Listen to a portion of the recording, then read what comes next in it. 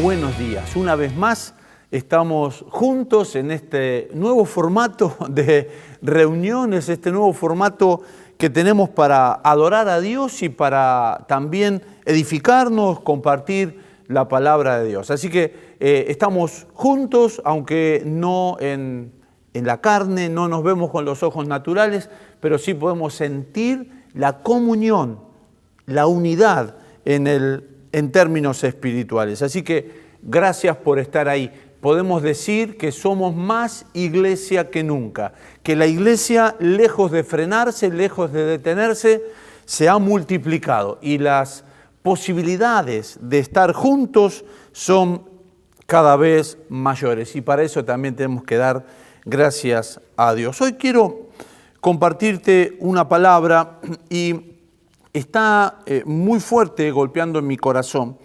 Tiene que ver con algo que fue escrito en la carta de Santiago, en la carta que escribió el apóstol Santiago, que es una de las últimas cartas que están en la Biblia.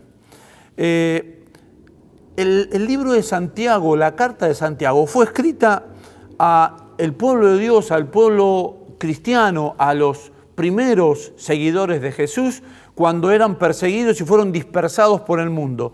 Fue escrito en un momento en que la iglesia tenía prohibido reunirse. Alguna similitud con hoy, no es exactamente lo que nos está pasando, pero de alguna manera casi todos los gobiernos en el mundo han prohibido las reuniones, por una cuestión sanitaria, tal vez no por una cuestión ideológica, pero la realidad es que no nos estamos pudiendo reunir. En este momento el apóstol Santiago había escrito a todos los que estaban dispersos, a los que estaban con sentimientos de duda, de incertidumbre, a los que no sabían qué iba a ser de ellos ahora que no podían reunirse, ahora que no tenían la posibilidad de escuchar a Jesús primero o a los apóstoles después. Entonces, una serie de incertidumbres, y analizando la carta de Santiago, veo que hay ahí por lo menos 16 sentimientos negativos que el apóstol Santiago describe, que se desarrollan en los momentos de crisis. Y él no solo describe estos 16 sentimientos negativos, sino que a su vez da herramientas espirituales para superarlos.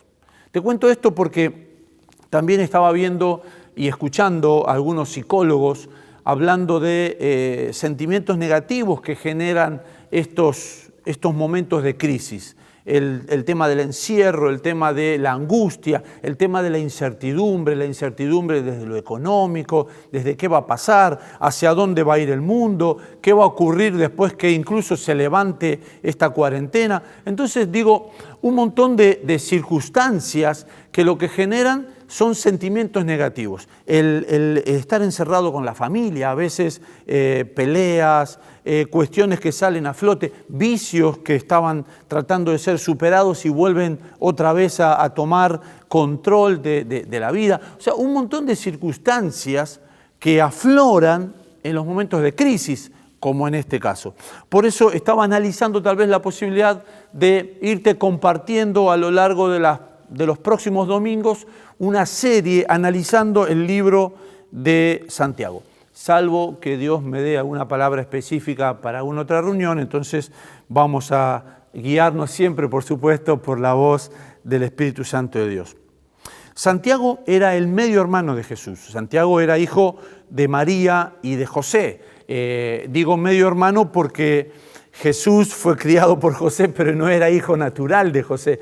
Jesús es el Hijo de Dios, es engendrado sobrenaturalmente en María, pero Santiago se crió con Jesús. No sé si era el que vino inmediatamente después de Jesús o si había algún otro hermano entre medio, pero cierto es que él era medio hermano de Jesús y se había criado con Jesús por lo menos hasta los 30 años, habían compartido hasta los 30 años de Jesús, que él comienza el ministerio. Es decir, un hombre que lo conocía mucho a Jesús, pero que sin embargo comenzó a ser discípulo de Jesús luego de la resurrección. Evidentemente, cuando Jesús resucita Santiago lo puede ver y puede ver que este hermano de él con el que él se crió era quien decía que era. Yo no sé qué pudo haber pasado en el corazón de Santiago cuando vio a Jesús en la infancia, cuando compartía habitación, cuando compartía juegos, cuando compartía la mesa con Jesús. No sé qué cosas había en su corazón, pero él termina de convencerse de que él es el Mesías luego que resucita. Evidentemente lo vio aparecerse a sus seguidores y él fue transformado por el poder de Jesucristo. Y él comienza la carta de Santiago diciendo así: Santiago, siervo de Dios y del Señor Jesucristo, a las 12 tribus que se hallan dispersas por el mundo, saludos. Así arranca. Permítanme que no deje pasar por alto esta presentación de Santiago. Este saludo de Santiago, que para muchos puede pasar desapercibido, es súper profundo, porque Santiago se está describiendo a sí mismo como siervo de Dios y del Señor Jesucristo. Fíjense que él podría haber chapeado, como decimos los argentinos, él podría haber dicho: yo soy el hermano de Jesús. A ver, escúcheme, porque yo la tengo clarísima. Yo me crié con él.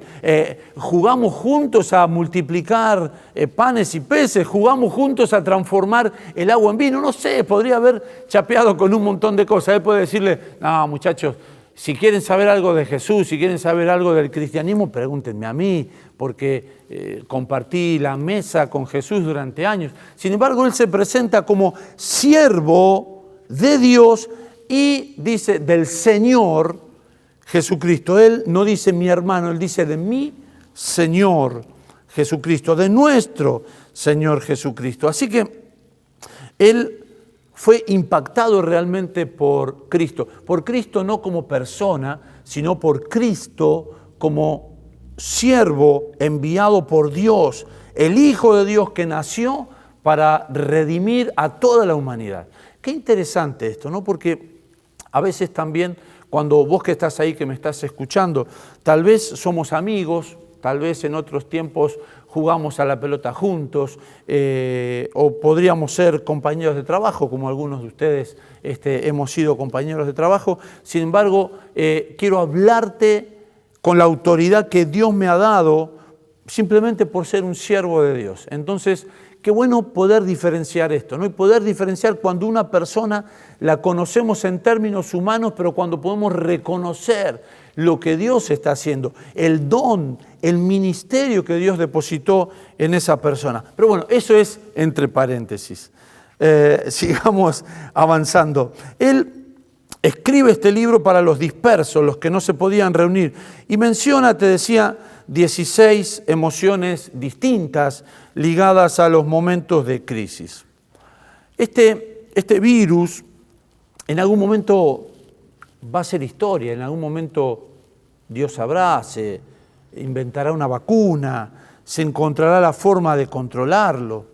Pero lo que es inevitable también entender es que el mundo será otro, el mundo tendrá que adaptarse, habrá seguramente una crisis económica, habrá que volver a acomodar el tablero de nuevo, y Santiago nos enseña básicamente que vivir con una fe desarrollada, una fe puesta en Cristo, bien desarrollada, funciona en un mundo que está en crisis.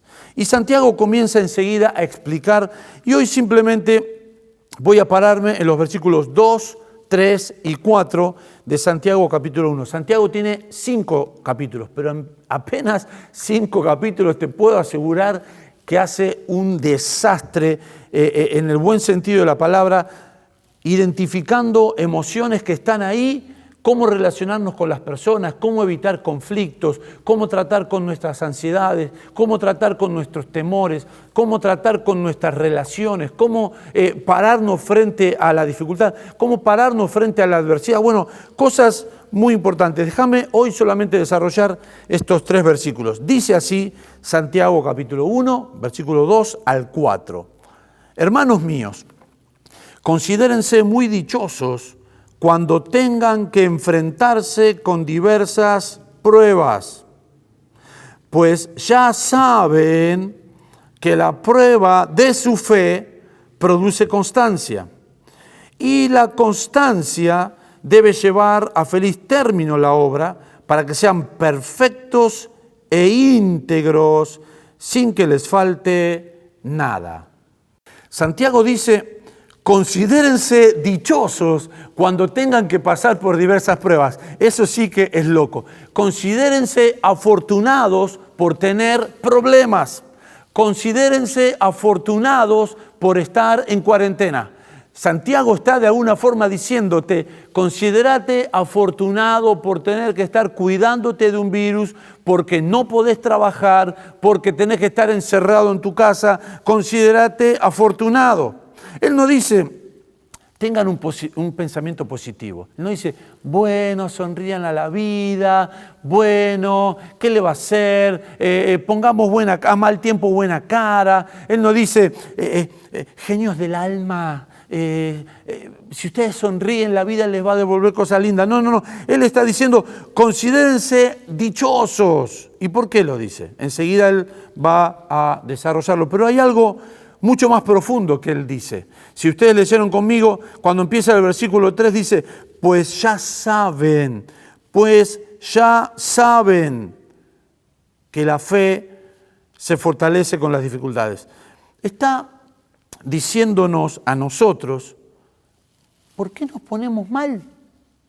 ¿Por qué reaccionaríamos negativamente ante una crisis si ya sabemos que las crisis van a venir, si ya sabemos que las crisis son oportunidades, si ya sabemos que Dios utiliza toda dificultad para fortalecernos, para hacernos más pacientes, más maduros, más espirituales?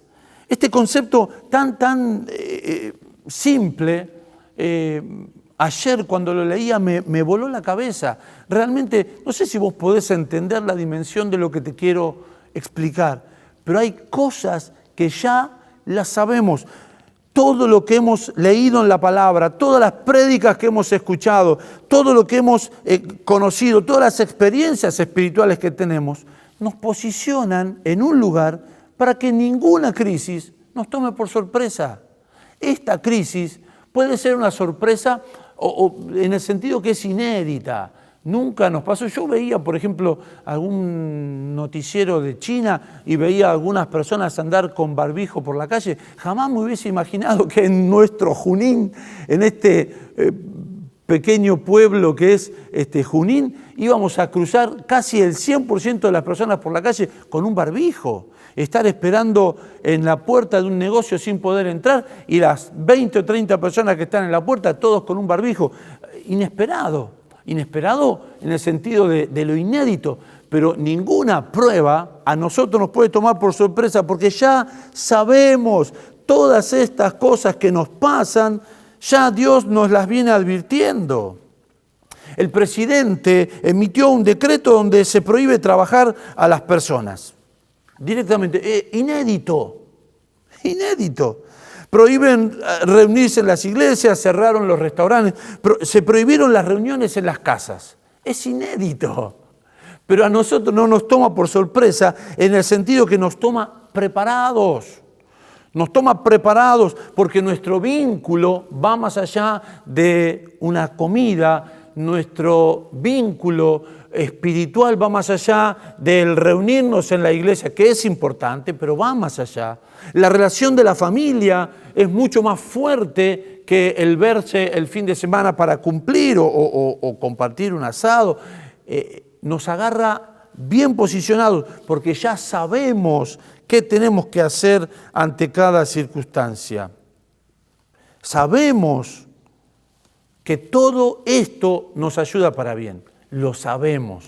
Lo hemos dicho tantas veces, porque sabemos que todas las cosas ayudan para bien a aquellos que aman a Dios. Esto es, a los que han sido llamados conforme a un propósito. Romanos 8:28. Sabemos que esta crisis va a servirnos. Ahora, déjame que te diga 4 cosas que Santiago, acá nomás de entradita, empieza a definir 4 cosas, 4 características de las crisis o 4 características de los problemas, que insisto, ya lo sabemos, Pero déjame que te los diga de nuevo. Número uno, los problemas son inevitables. Los problemas son inevitables. Santiago nos dice, si por casualidad en algún momento tal vez a ustedes les tocara pasar una situación difícil, no, él dice, ustedes lo hicieron conmigo, cuando tengan que enfrentarse a diversas pruebas, a diversos problemas, cuando tengan que enfrentarse, los problemas son inevitables y lo sabemos. Si vos venís a la catedral hace tiempo, esto te lo dije miles de veces, no nos puede tomar por sorpresa una crisis porque entendemos que los problemas son inevitables.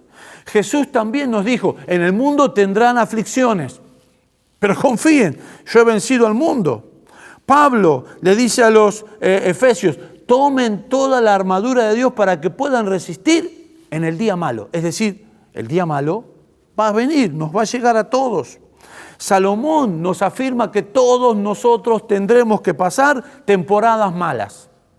En Eclesiastés dice que hay tiempo de abrazar y tiempo de abstenerse de abrazar. Tiempo para juntar y tiempo para desparramarse. O sea, hay tiempo de reír y tiempo para llorar. Las malas temporadas son inevitables. Las crisis son inevitables. Ya lo sabemos. David dice que Dios estará con nosotros cuando nos toque atravesar el valle de sombras y de muerte, porque nos va a tocar. A todos.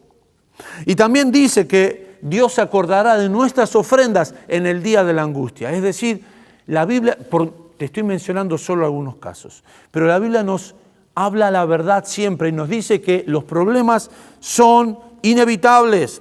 No nos miente, vendrán días malos. Algunos te van a tocar exclusivamente a vos, tal vez una enfermedad, una injusticia, a vos, una circunstancia mala.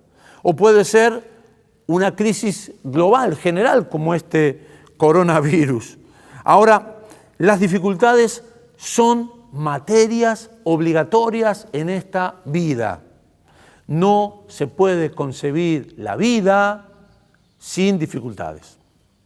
Es la verdad. Si vos pretendías vivir una vida libre de dificultades, quiero decirte, no estás preparado para vivir.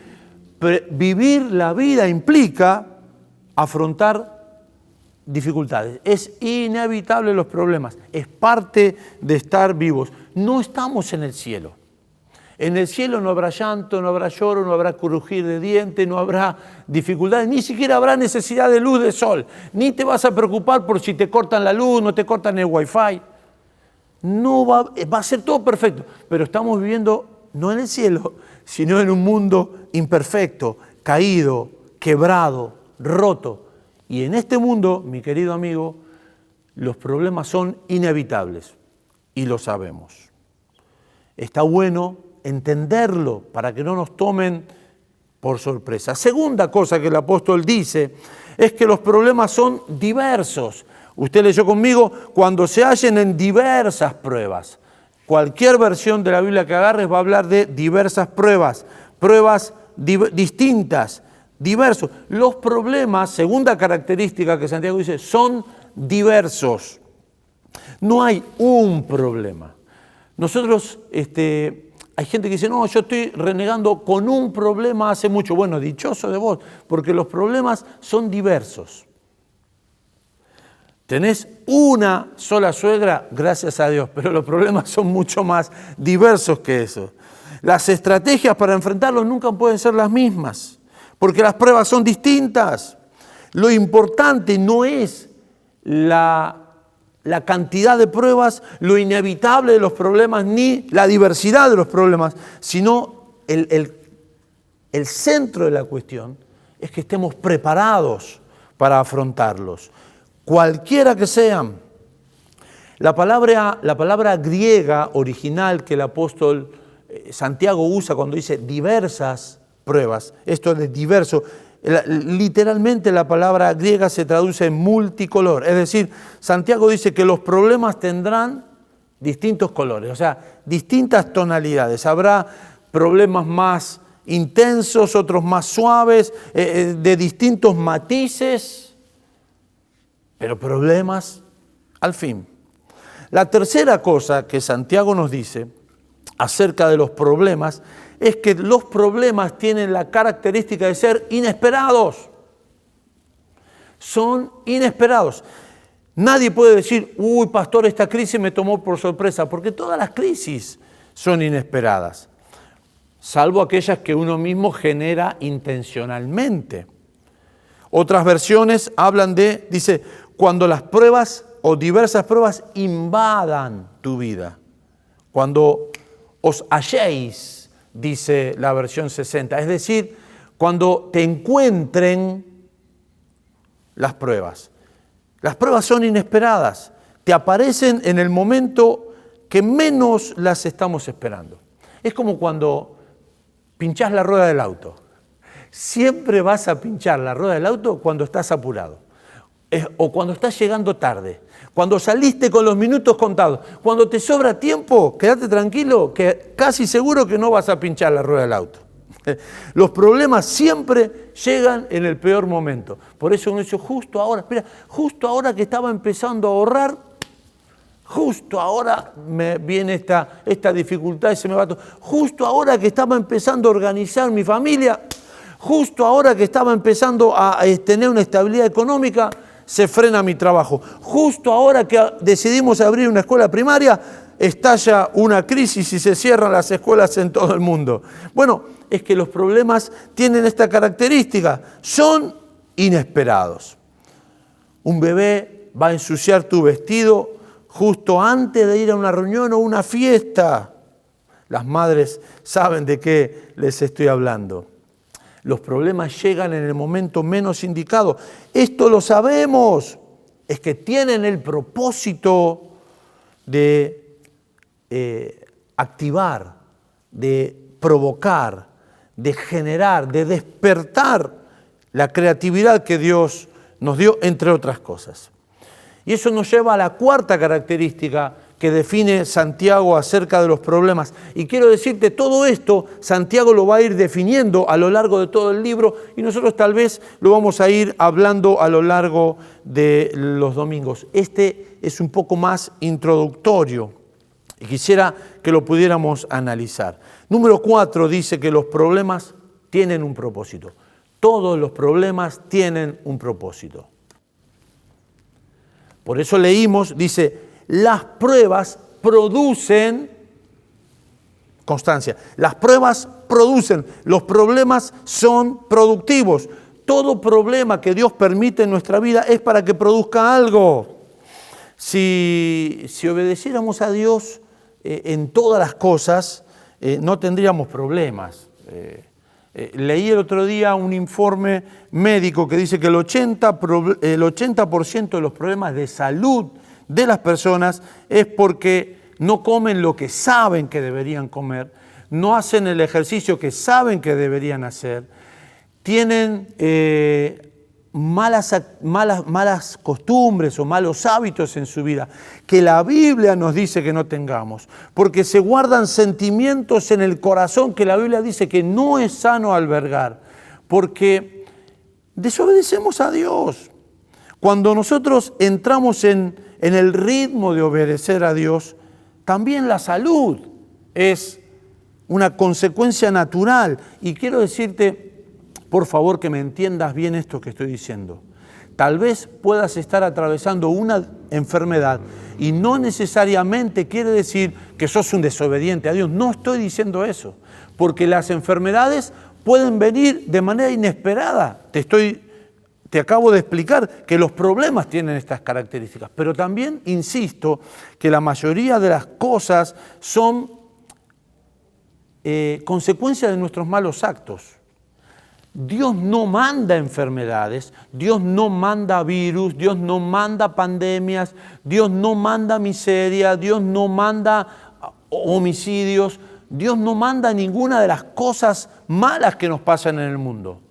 Pero sí es cierto que de todas esas cosas malas que pasan, algunas por nuestras malas decisiones, otras incluso por la acción de Satanás, otra por la acción de malas decisiones de otros, de terceros, o la ambición de otros, pagamos las consecuencias.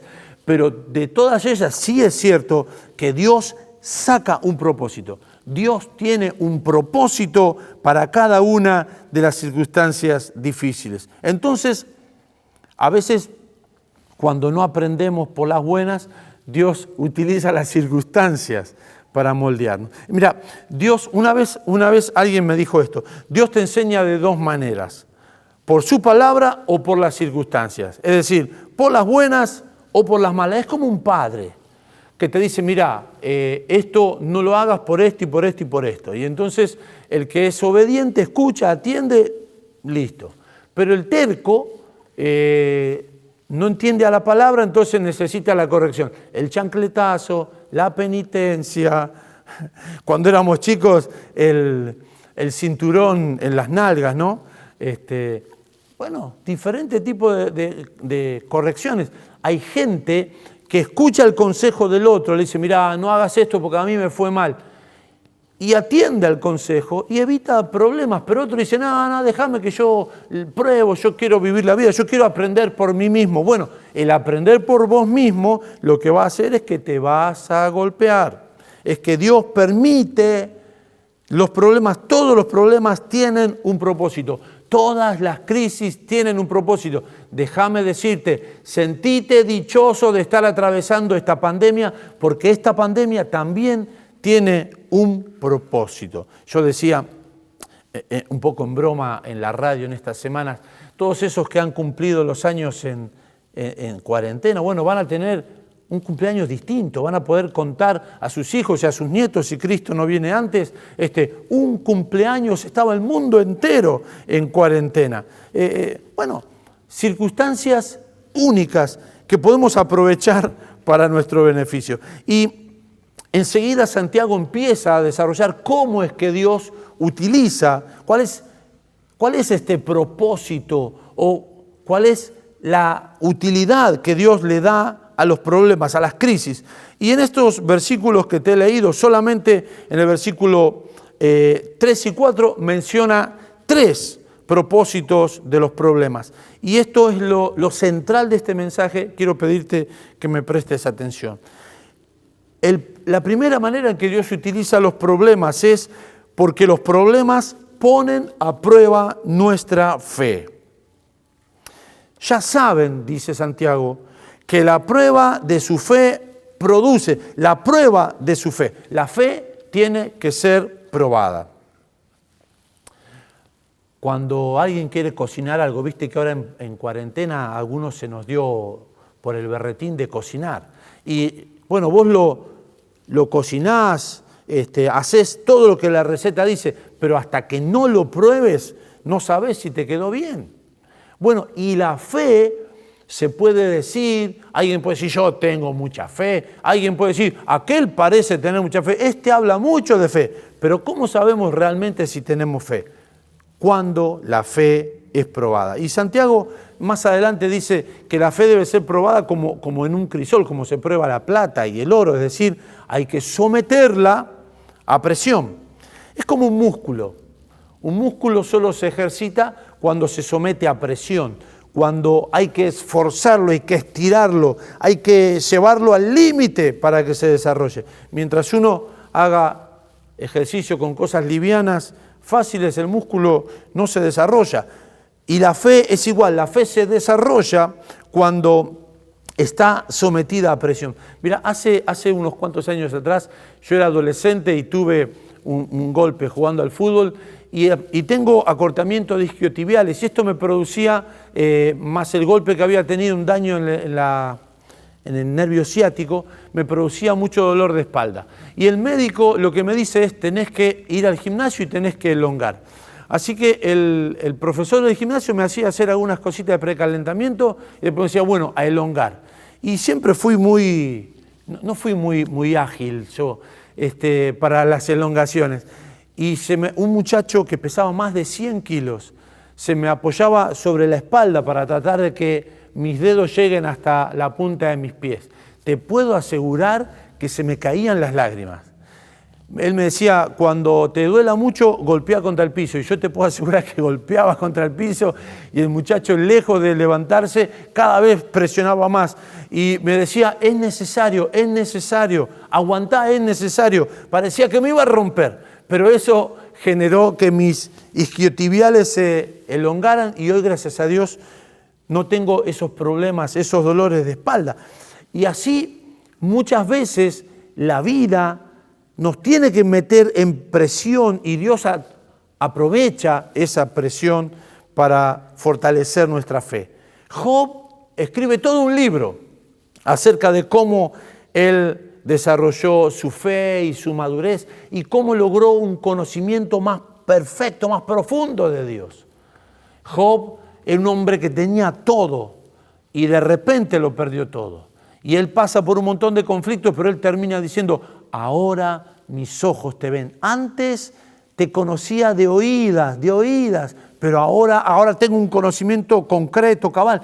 Él salió maduro de la prueba. Dice la Biblia que tuvo el doble de todo lo que tenía antes. ¿Cómo vas a salir de esta cuarentena? ¿Cómo vas a salir de esta circunstancia? Te quiero leer una historia que leí hace poquitito. Leí sobre un hombre, y permitime que te lo lea, que trabajó muchos años en un aserradero y de repente, en una crisis económica, lo echaron. Esto era en Estados Unidos.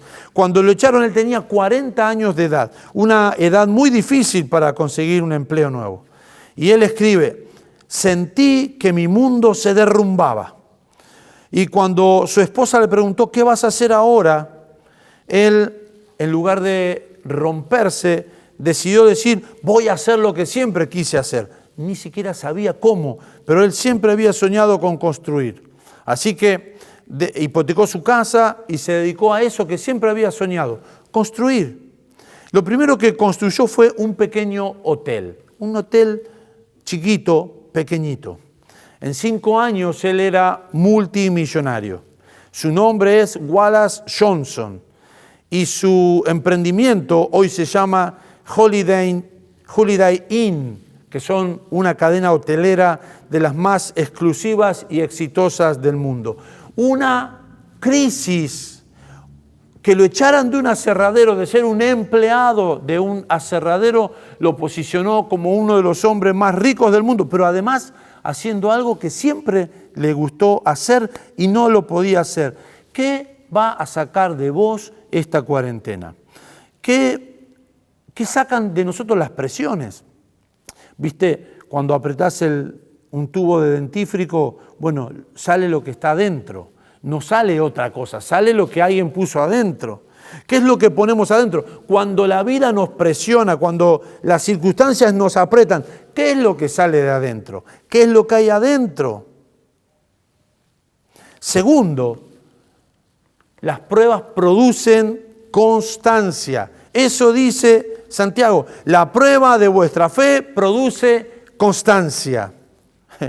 La mayoría de los problemas que tenemos en la vida es por falta de constancia, falta de perseverancia. No podemos sostener una dieta por falta de perseverancia. Vamos al gimnasio, nos anotamos el lunes y ya para cuando tenemos que pagar la segunda cuota ya abandonamos. No tenemos perseverancia con el ahorro. Algunos no son perseverantes en la oración, otros no son perseverantes en el estudio, otros no son perseverantes en el matrimonio. La perseverancia, desarrollar la perseverancia, la constancia, es una de las cosas más útiles para nosotros en la vida. Si esta crisis logra desarrollar en nosotros la constancia, la capacidad de no rendirnos, entonces podremos decir que Dios aprovechó esta crisis para nuestro bien. Tercero y último por hoy. Los problemas maduran nuestro carácter, lo perfeccionan. Leamos de nuevo el versículo 4 del capítulo 1 de Santiago. Dice, y la constancia debe llevar, entendelo, no necesariamente va a llevar si nosotros no hacemos algo intencional. Debe llevar a feliz término la obra, para que sean perfectos e íntegros, sin que les falte nada. ¡Wow! Santiago explica por qué en el versículo 2 nos dice: siéntanse dichosos de tener problemas, siéntanse felices por estar en diversas dificultades, sean felices, celebren. Y ahora nos dice, porque todo esto, cuando termine, va a hacer que seamos perfectos e íntegros, sin que nos falte nada.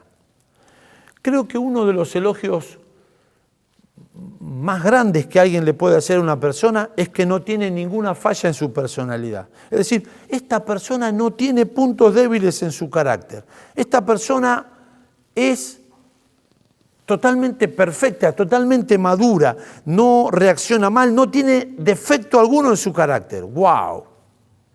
Y ese es el plan de Dios para nosotros, que lleguemos a la estatura de la plenitud de Cristo, que seamos como Jesús. Jesús mismo dijo que seamos como Él. Es más, la palabra de Dios nos insta a ser santos como Dios es santo. Llegar a la altura de la plenitud de Cristo, ser en todo desarrollado un carácter como el de Cristo. El apóstol Pablo nos habla de ir siendo perfeccionados, ir siendo transformados a la perfección con la que Cristo Jesús también se movió en esta tierra. Y ese es el plan de Dios para nuestras vidas. Ese es el propósito, uno de los propósitos de las crisis, llevarnos a la perfección. Por eso estamos dichosos, nos sentimos felices en medio de esta pandemia. No somos de los que se deprimen, de los que se tiran abajo, de los que están pensando en quitarse la vida. Por el contrario, nuestra vida interior se va fortaleciendo y desarrollando cada día más. Esta generación ha tenido las cosas muy fáciles y tenemos una generación de jóvenes que se desilusionan muy fácil. Se frustran enseguida. Jovencitos que se suicidan porque una chica les dice que no. Fíjense, nosotros los feos, si fuera por eso, no tendríamos posibilidades. Nosotros los feos hemos aprendido a insistir hasta que conquistamos el amor de nuestra vida. Y bueno, todavía tenemos que tratar de desarrollar la simpatía o alguna otra cosa para conquistar al amor de nuestras vidas. Es que las cosas fáciles no conducen a nada. Hoy en esta generación todo está fácil. Todo está fácil. Entonces tenemos una generación de gente débil de carácter, gente que se frustra por cualquier cosa recurren a las drogas, por cualquier cosa se sienten frustrados, comienzan a lacerar, a lastimar su cuerpo, se deprimen, comienzan a tomar pastillas desde muy pequeños. Te cuento una historia para terminar. A comienzo del siglo XX, uno de los alimentos más buscados era el bacalao. De hecho, era considerado como uno de los alimentos más nutritivos, más saludables. Muchos de los que nos están mirando seguramente habrán sufrido el tomar aceite de hígado de bacalao. Y este pez se pescaba en las costas de Asia. ¿Cómo hacer para llevarlo a Occidente? Probaron salándolo y cuando llegaban la carne estaba totalmente deshecha. Probaron congelándolo y cuando llegaba a Occidente el pescado había perdido su consistencia.